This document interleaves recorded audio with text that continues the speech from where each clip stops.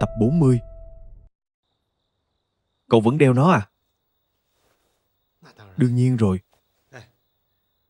Nhờ có nó nếu không sao tôi đứng nhất được. Lúc nào cũng đeo đi tắm cũng không tháo ra. Thật ra đó là niềm tin. Con người mà có niềm tin thì chuyện gì cũng làm được.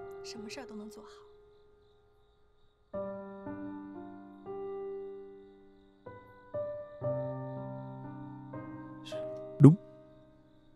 Thật ra thì niềm tin của tôi rất đơn giản.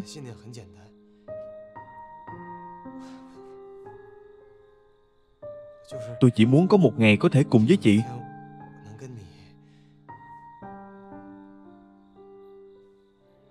Có thể cùng với chị. Tập hợp khẩn cấp. Đại ca tập hợp rồi mau lên sao vậy? Tập hợp rồi mau lên. Được rồi, mau lên, mau lên.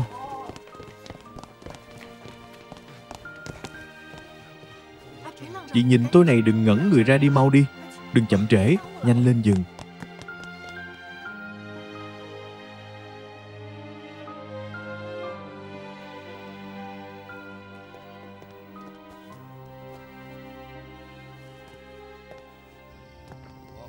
Hai chiếc máy bay tôi để ở đây còn bay được chứ? Đương nhiên rồi, hàng ngày tôi coi chúng như cụ tổ sống mà thờ. Còn mấy phi công kia thì sao? Phi công thì khó nói lắm. Toàn là người mới vừa mới được điều đến. Bọn họ đang ở đâu?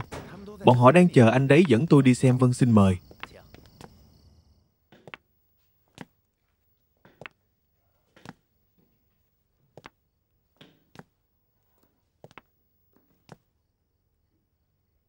Nghe nói anh là đại ca của họ.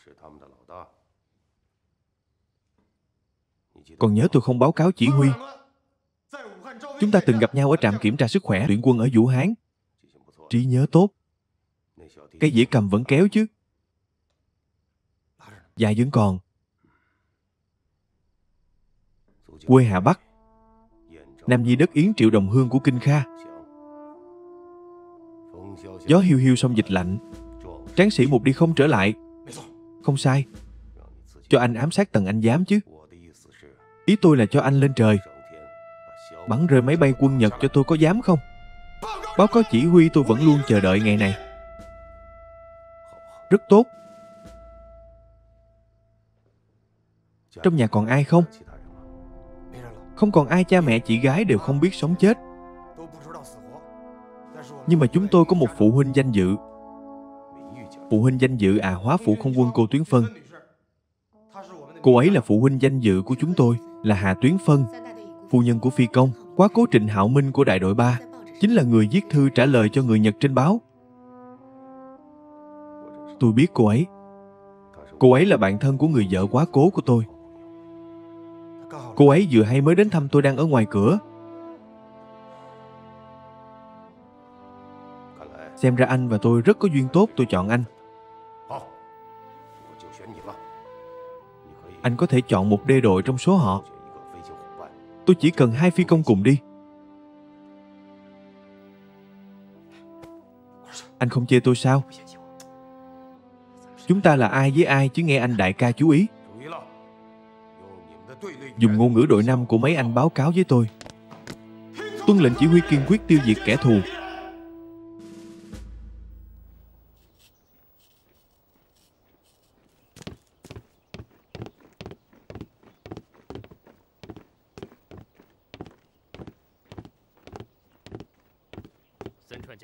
Tướng Mươi qua sớm vậy à?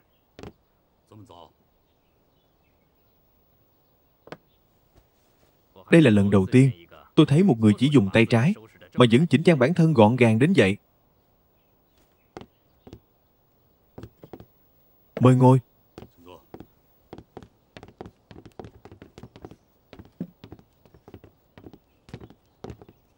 Cảm ơn. Xét về điều kiện chiến trường,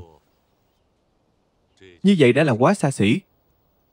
Tướng Kawa là người tiên phong khai phá chiến tranh trên biển. Đối với Trung Quốc, chúng ta nên dùng những món ăn ngon nhất để chiêu đãi ngài tốt.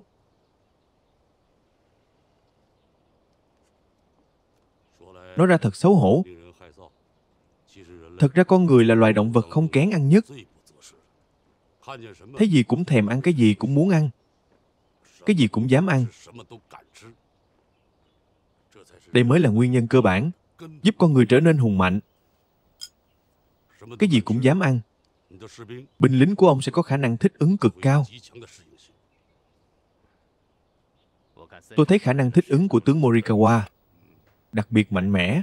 Nhìn ông dùng một tay mà vẫn có thể tao nhã như vậy. Tôi cũng muốn có hai tay. Nhưng mà nó đã bị mất ở Vũ Hán. Trùng hợp là đối thủ của chúng ta, một học sinh Trung Quốc của tôi. Anh ta còn bất hạnh hơn tôi.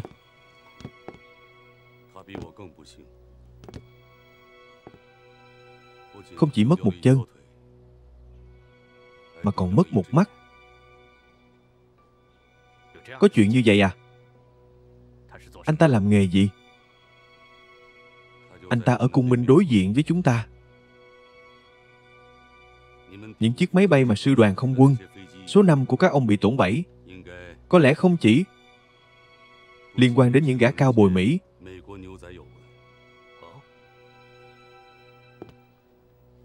Tôi không cần thiết phải lừa ông. Anh ta là tham mưu trưởng phía Trung Quốc của Phi Hổ.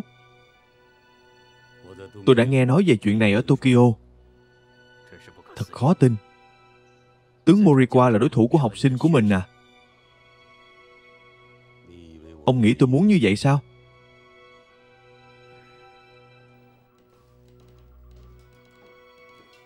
Theo thông lệ, máy bay chuyên dụng của các tướng lĩnh cấp cao của quân Nhật phần lớn là máy bay ném bom.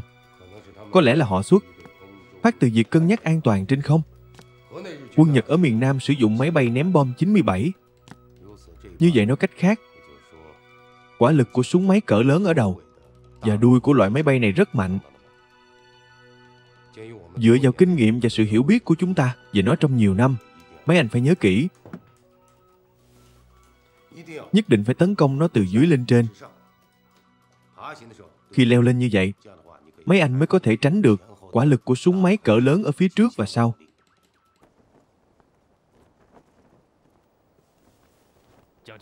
Tướng quân chúc ngài lên đường bình an. Cảm ơn. Đại tá Tô sắp đến Miến Điện. Ông ta là chuyên gia đối phó với không quân Trung Quốc. Những chuyện này, ông có thể nghe theo ý kiến của ông ta. Tôi sẽ làm vậy.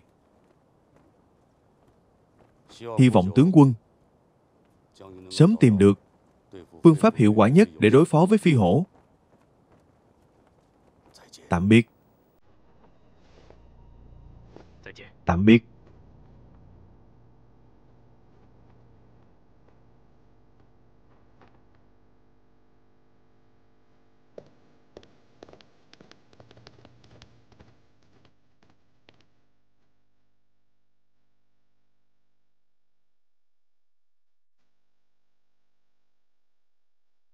Lần này đi, nhất định sẽ như hoa anh đào nở rộ mà tàn phai.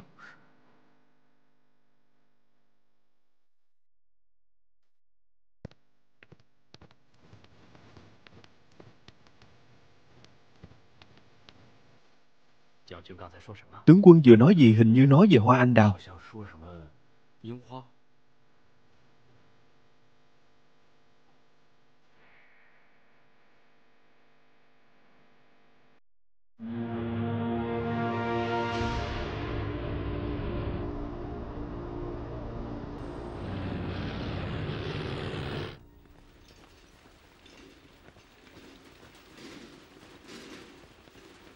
Vốn dĩ chỉ muốn đến thăm cậu, không ngờ lại phải tiễn cậu lên đường. Đây đều là vận may mà chị mang đến cho tôi. Chị có biết không? Cơ hội như vậy 800 năm mới có một lần. Nam Nhi đại trượng phu vốn nên cầm đao cưỡi ngựa, chém tướng đoạt cờ.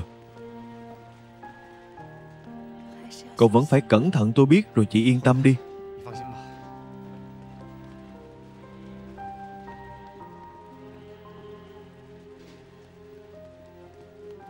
Cậu chuẩn bị cho tốt. Tôi đi đây. Chị đợi đã. Tôi có thể xin một điều không? Gì vậy? Ôm tôi một cái, chỉ một cái thôi. Từ ngày gặp chị tôi đã luôn có ý nghĩ này. Chỉ sợ chị hiểu lầm.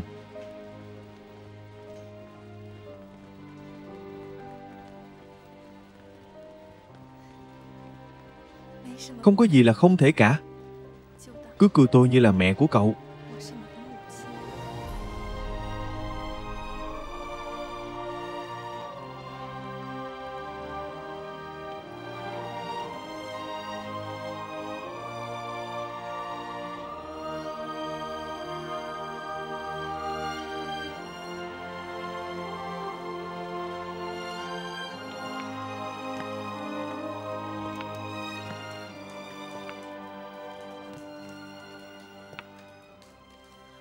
Máy bay chuyên dụng có liên lạc gì không?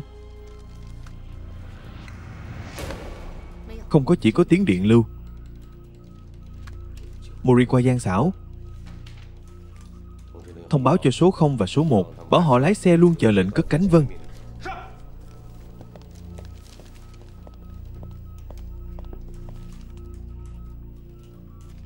Nếu máy bay chuyên dụng cất cánh theo đúng thời gian dự kiến thì chắc là vẫn chưa đến Quảng Tây. Xem ra Mori sợ phi đội tình nguyện Mỹ nên mới giữ im lặng trên đài phát thanh. Chờ chúng vào Quảng Tây.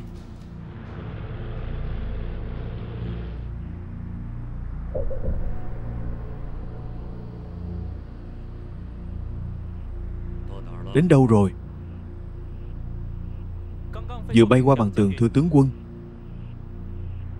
Nói cách khác, chúng ta bây giờ đã ở trên không phận Trung Quốc. Vâng, thưa tướng quân. Anh báo cho hán khẩu, bảo họ chuẩn bị cho tôi một tấm bản đồ hàng hải quần đảo Đông Ấn. Tôi sẽ dùng nó trên đường đến Quảng Châu. Rõ, thưa tướng quân. Điện báo viên báo cho sân bay hán khẩu tìm một tấm bản đồ hải quần đảo Đông Ấn.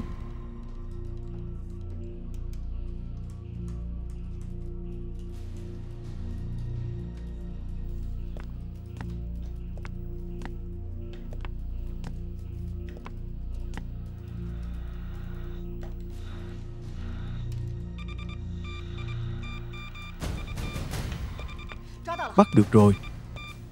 Máy bay chuyên dụng đang phát điện báo cho hán khẩu. Vị trí. Máy đo phương hướng hiển thị máy bay chuyên dụng đang ở giữa Bằng Tường và Nam Ninh. Chính xác chứ.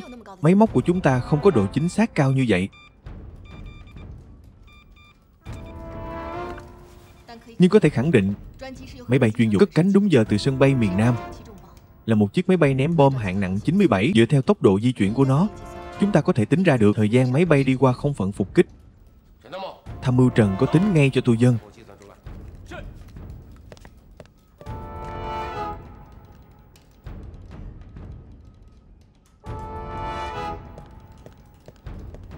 Báo cáo kết quả tính ra được.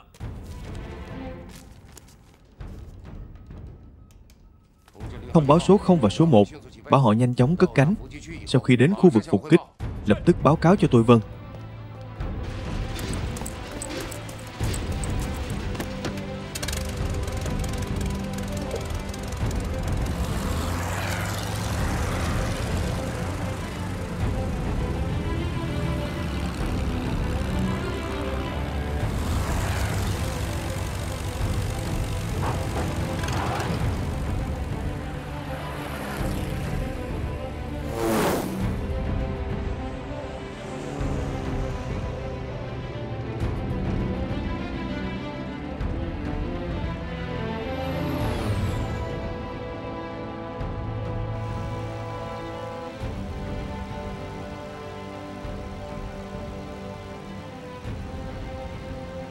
Thế nào anh bạn theo kịp không? Ở sau anh đây. Đây là lần đầu tiên chúng ta bắn vào máy bay thật đấy. Vậy thì anh cứ coi là máy bay giả đi giả lại. Nhiều người đang bận rộn vì chúng ta như vậy. Anh phải tin tưởng tổ chức chứ được đấy nhóc con. Tôi dạy anh cũng không uổng phí. Tôi chỉ là trong lòng quá bức bối, nói ra cho dễ chịu hơn.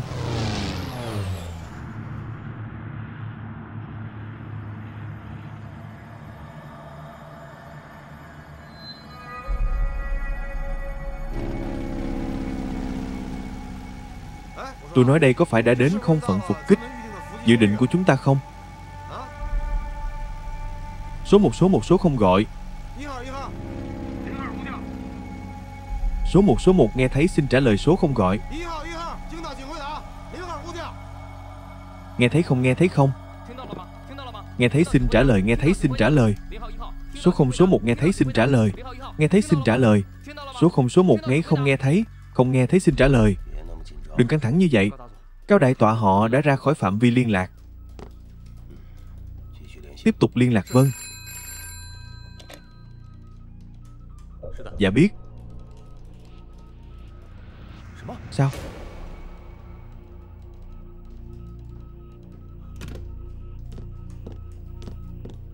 Báo cáo trạm tình báo không lưu Liễu Châu. Báo cáo một máy bay đi vô tinh của tôi bị hỏng kỹ thuật, hạ cánh khẩn cấp xuống ruộng lúa ở Bắc Liễu Châu. Số hiệu 452, một phi công Mao Triệu Thắng bị thương nặng.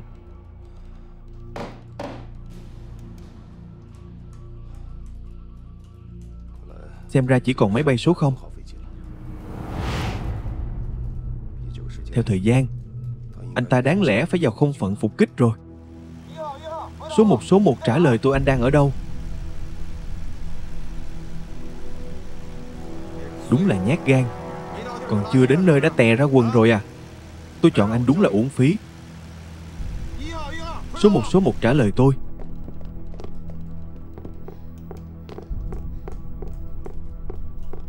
Báo cáo nói đài. Theo dõi, nhận được tiếng gọi của máy bay số 0 của chúng ta trên không. Đi thôi. Số 1 Triệu Thắng có nghe thấy không?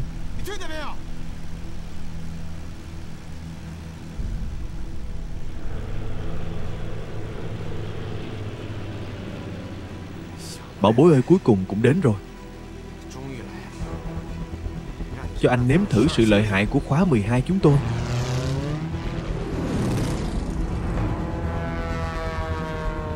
Tướng quân, không quân Trung Quốc ở phía trên bên trái của tôi. Muốn chạy à?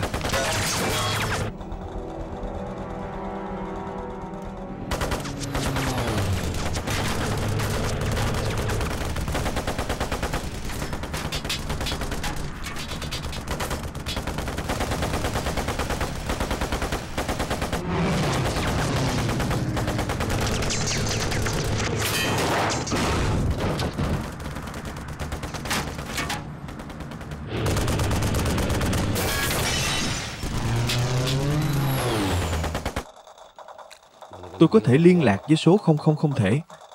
Sẽ lộ bí mật.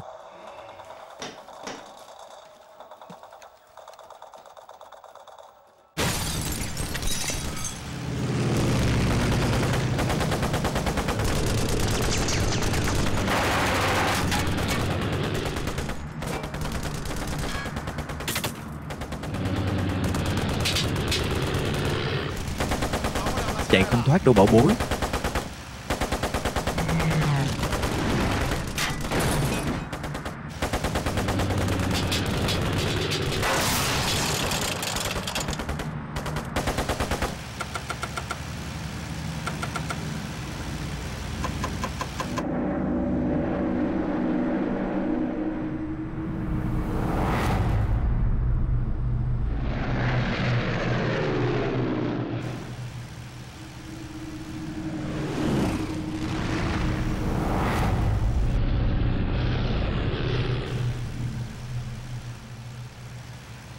Tuyệt đối không được làm khóa 12 mất mặt. Tuyệt đối không được làm khóa 12 mất mặt. Tuyến phân tạm biệt.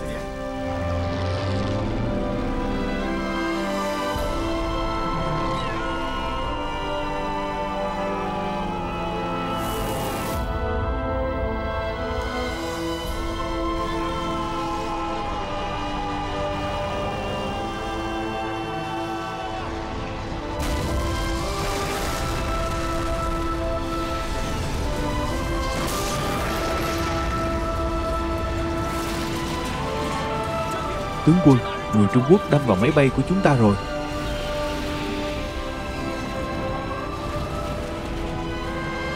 Tướng quân cánh đuôi bị người Trung Quốc đâm trúng rồi. Tôi không thể điều khiển máy bay được nữa, bình tĩnh. Tướng quân phải làm sao đây? Sắp rơi xuống rồi tướng quân.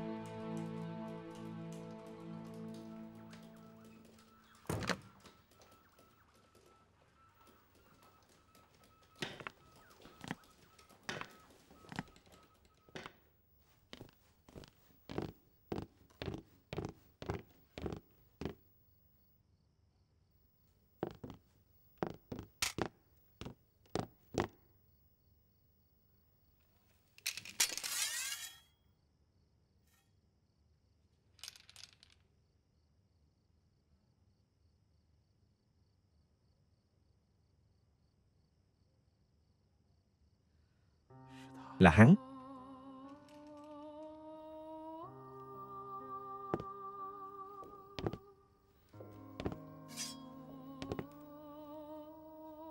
Không có thanh đao thứ hai giống như vậy.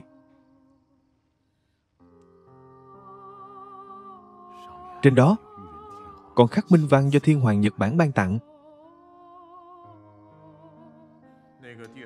Đã tìm thấy phi công khóa 12 chưa tìm thấy rồi. Không còn rõ hình dạng. Quân đội địa phương đã chôn cất anh ta ở Hành Dương.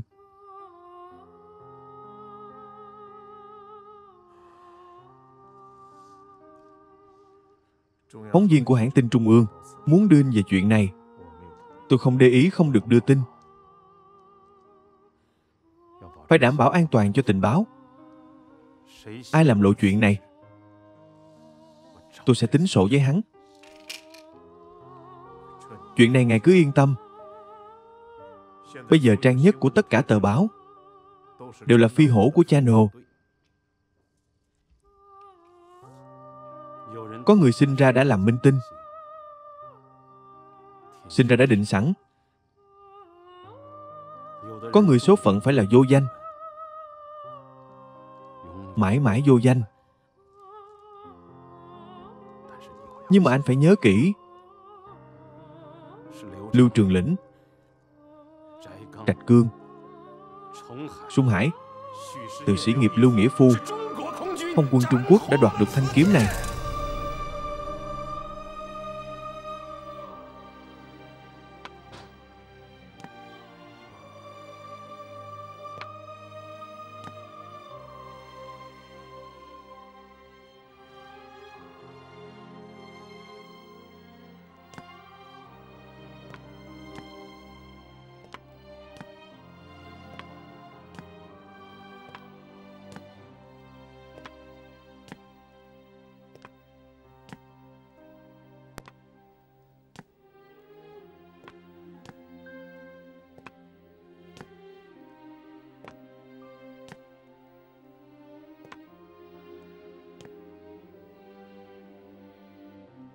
Một danh tướng thế hệ, cứ như vậy mà lìa trần như hoa anh đào.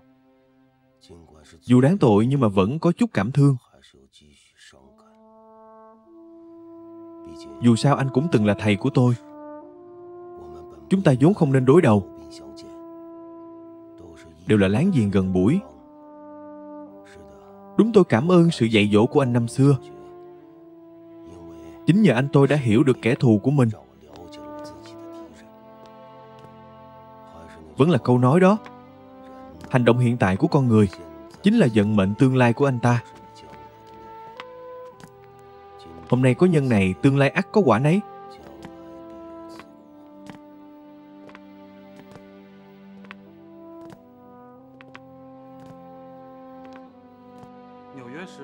Bài báo của New York Times viết ở cuối rằng trên con đường giành thắng lợi như chẻ tre của quân Nhật, chỉ có một chướng ngại vật, đó là bầu trời Miến Điện. Nơi đâu cũng có cá mập.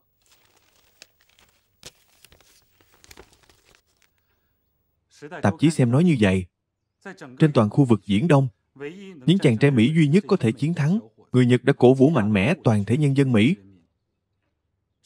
Chiến thắng của phi đội tình nguyện đã chứng minh, cho dù là so người với người, hay là so máy bay với máy bay, hễ cái gì mang nhãn Mỹ, chắc chắn sẽ chiến thắng những thứ nhãn dán sản xuất tại Nhật Bản.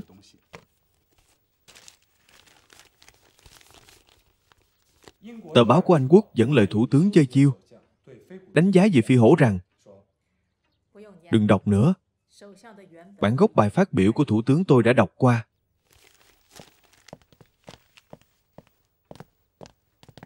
Báo cáo Chu tướng quân đến. Phu nhân Chu tướng quân đến. Ông ấy có tình hình quan trọng cần báo cáo, mời vào. Vâng. Mời Chu tướng quân vào.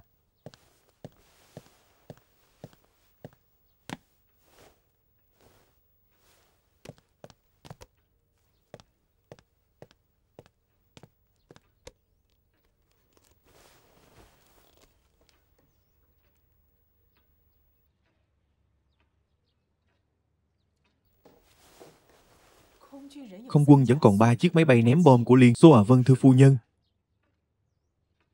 Những chàng trai của chúng tôi đã nằm gai nếm mật, dày công vun đắp hơn nửa năm. Chính là muốn dùng hành động chiến đấu lần này để tuyên bố với toàn thế giới, không quân Trung Quốc chúng ta vẫn còn tồn tại. Đúng là khiến tôi cảm động. Nếu không, cả thế giới sẽ tưởng rằng bầu trời Trung Quốc hoàn toàn trở thành sân khấu của người Mỹ. Tại hạ cũng có cùng cảm nghĩ. Vẫn là câu nói đó chúng ta đã từng nói trước đây. Chúng ta có lẽ có khuyết điểm này, khuyết điểm kia. Không hoàn mỹ, không tỳ vết. Vậy thì chúng ta hãy tìm kiếm sự hoàn mỹ từ trong khiếm khuyết. Không quân phải kiên trì tinh thần của mình. Cất cánh ngược gió. Vâng. Cất cánh ngược gió. Đi đi. Hướng tới mục tiêu của mấy anh. Cũng nên để quỷ Nhật nếm thử bom của không quân Trung Quốc chúng ta. Đây không phải là một cuộc không kích bình thường. Đây là một tuyên ngôn của không quân Trung Quốc. Chúng ta muốn nói rõ cho kẻ thù biết, không quân Trung Quốc đang trỗi dậy trong nghịch cảnh. Bầu trời Trung Quốc vĩnh viễn thuộc về người Trung Quốc chúng ta. Bất kỳ kẻ xâm lược ngoại bang nào đều sẽ bị dập cho tan xương cốt. Xuất phát. Vâng.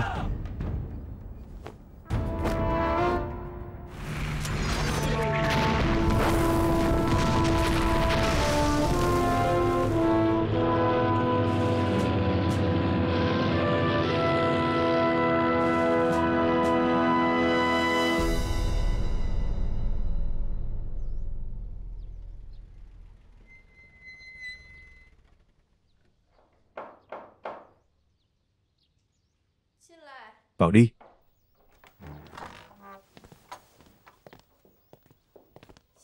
Hân làm.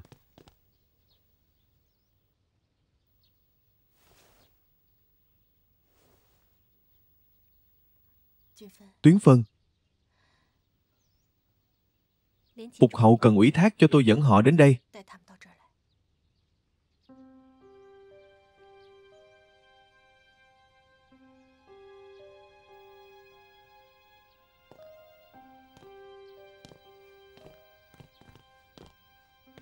Chúng tôi vẫn phải báo cáo với cô, thưa cô. Người thân của cô Lưu Nghị Phu đã anh dũng hy sinh một tuần trước. Theo di nguyện của anh ấy, chúng tôi sẽ giao giấy báo tử và một phần di vật của anh ấy cho cô mời nhận cho.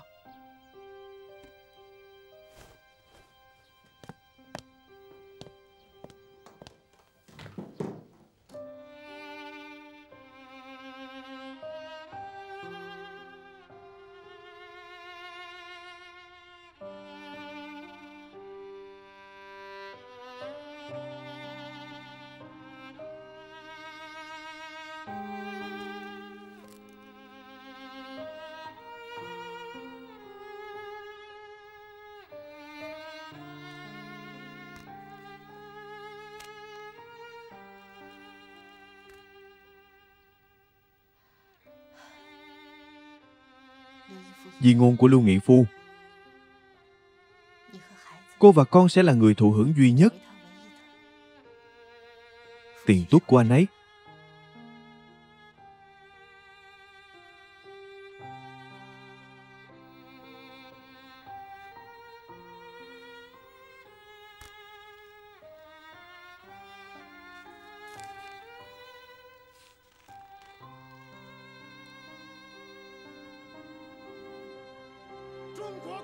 Phi công thiếu quý Lưu, nghĩa vụ của đại đội bay du kích không quân Trung Quốc, xin thành kính báo cáo với thần linh sông núi. Này, tôi lái máy bay nghênh địch, bảo vệ đất đai mà tổ tiên đã dày công vun đắp. Danh chính ngôn thuận hủy phục thần khóc, quyết tâm sắt đá thề chết không đổi. Hán tặc không đội trời chung xưa có huấn. Hoa Di phải phân biệt nghiêm minh. Xuân Thu giữ nghĩa sống làm quân nhân, chết làm quân hồn.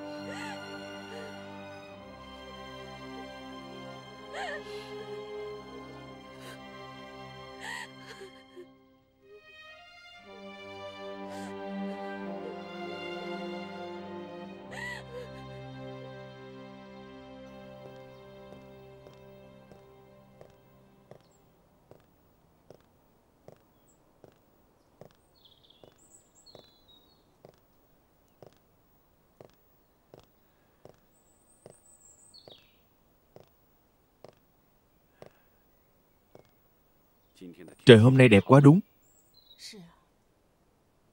Rất đẹp. Giá mà ngày nào cũng được như vậy. Trời sắp thay đổi à? Trời thay đổi thì chắc không đến nỗi, nhưng mà có chút sơ suất. Cuộc thống quân sự hôm qua đã đột kích Tân Hoa. Nhật báo của tôi tịch thu một lô tài liệu. Thì khác thì không sao, nhưng có một danh bạ ghi số liên lạc điện thoại của cô khi còn ở Nam Kinh. Tuy rằng họ phải tốn công sức mới tra ra được, nhưng Phó Chủ tịch Chu chỉ thị phải đảm bảo an toàn cho cô, không được có chút may rủi nào. Rút tối nay Rút đã chuẩn bị xong đưa cô về Viên An.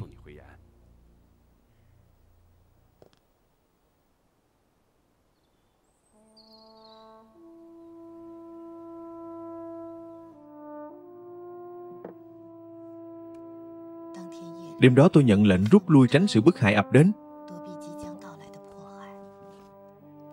Lòng tôi vô cùng rối bời. Dù sao tôi và các quan binh của không quân đã cùng nhau chiến đấu suốt 5 năm trời. Bỏ qua tín ngưỡng chính trị, tôi và họ thật sự đã khó lòng chia lìa. Đến tận hôm nay tôi vẫn không thể hiểu tại sao những lãnh đạo quốc dân đảng vẫn luôn cho rằng chỉ cần có thể hạn chế sự phát triển của Cộng sản, chỉ cần quốc dân đảng sau này có thể phái một lượng lớn quân đội quay trở lại hậu phương của địch là có thể khôi phục lại chế độ độc tài của họ.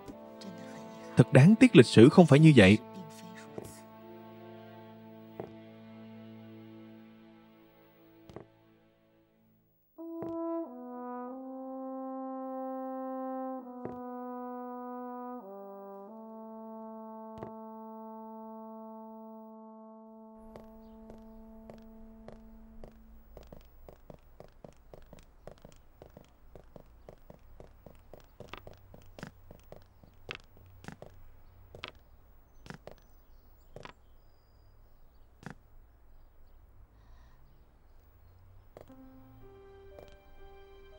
Sao vậy, cô muốn ra ngoài à?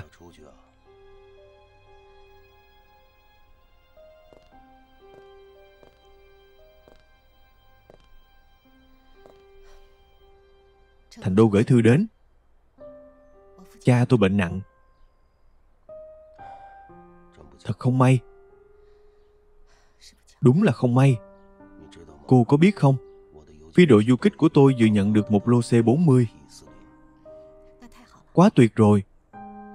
Tôi muốn mời cô làm chủ nhiệm tình báo không lưu của tôi, thấy sao? Anh thấy có phù hợp không? Không có gì phù hợp hay là không? Bao nhiêu năm nay bao nhiêu chuyện đã xảy ra. Chúng ta đều cùng nhau vượt qua. Có cô bên cạnh tôi cảm thấy Trường Lĩnh vẫn còn sống.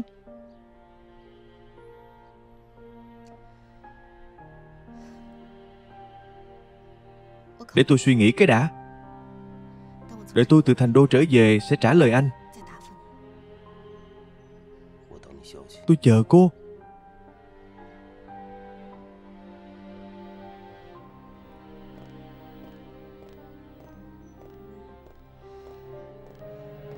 Thần Lam.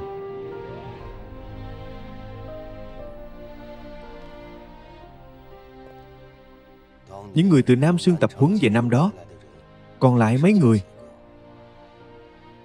Cô hãy đếm kỹ. Đếm xong cô sẽ hiểu tại sao tôi lại muốn giữ cô lại. Máu không phải là nước. Tình cảm cũ đã lăn lộn trong vũng máu. Vĩnh viễn không phai màu. Vĩnh viễn không phai.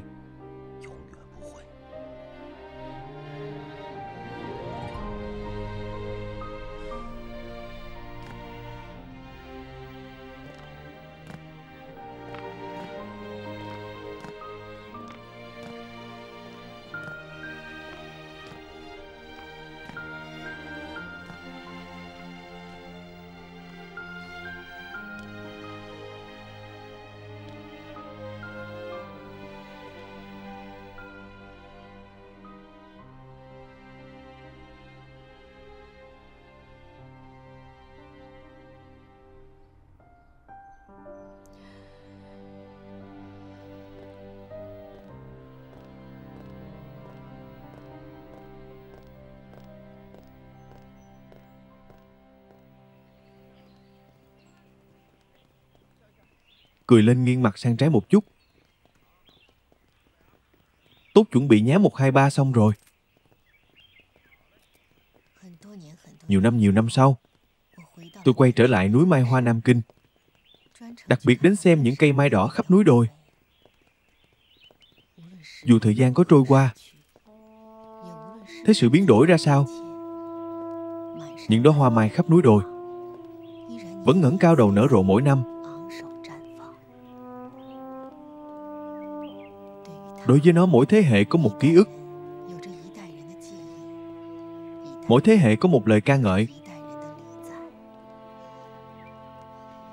Dù nó bao nhiêu màu sắc, dù nó ở đâu, đều có một cái tên chung, một dòng giống chung, một cốt cách chung và cả một mùi hương chung.